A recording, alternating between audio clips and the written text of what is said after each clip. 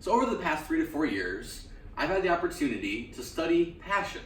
Because growing up, they always say you need to do what makes you passionate in life, what you're passionate about, and that will often lead you to success and for you to fulfill whatever it is you're supposed to be doing here on earth.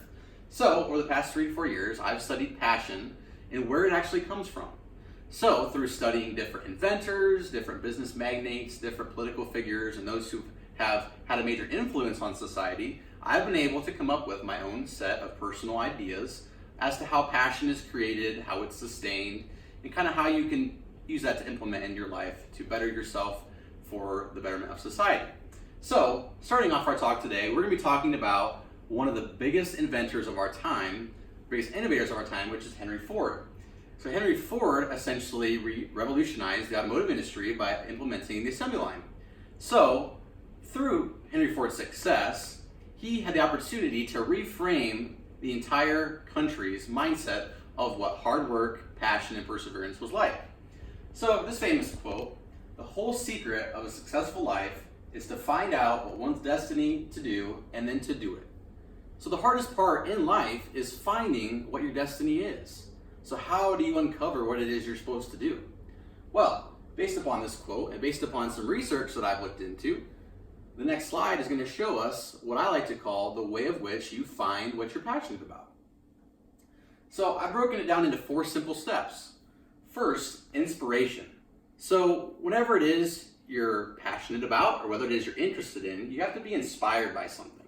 Whether it's someone as a mentor, as someone you look up to in your life, whether it's been your family member or a teacher or whoever, you have to have somewhat of an inspiration as to why you're going to attack that particular problem or investigate that typical piece of information.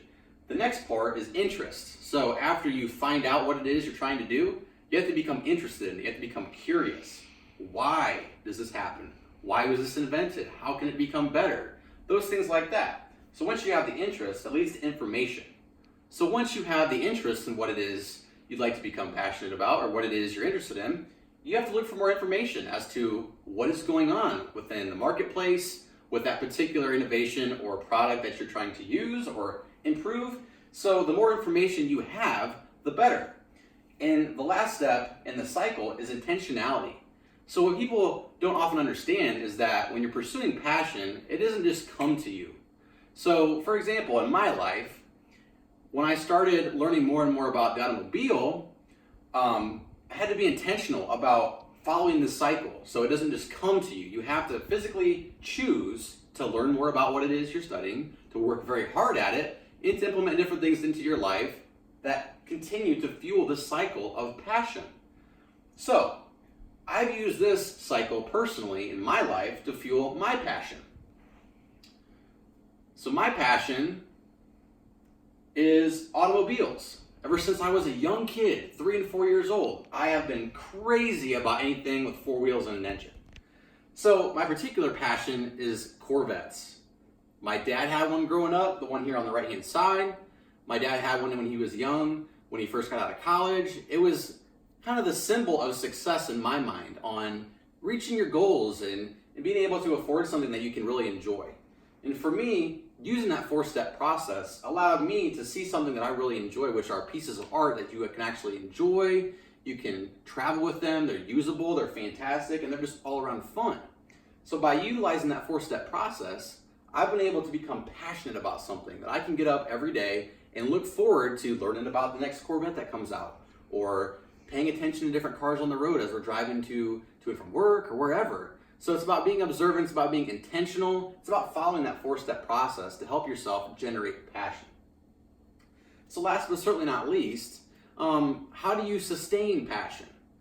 So sustaining passion can be hard because you get interested in something, you say, hey, I love this is awesome, I'm gonna go all in, I'm gonna work hard on it, I'm gonna do this, but eventually you could get tuckered out with it. You could say, oh no, well now I've learned so much about it, I don't wanna do this anymore.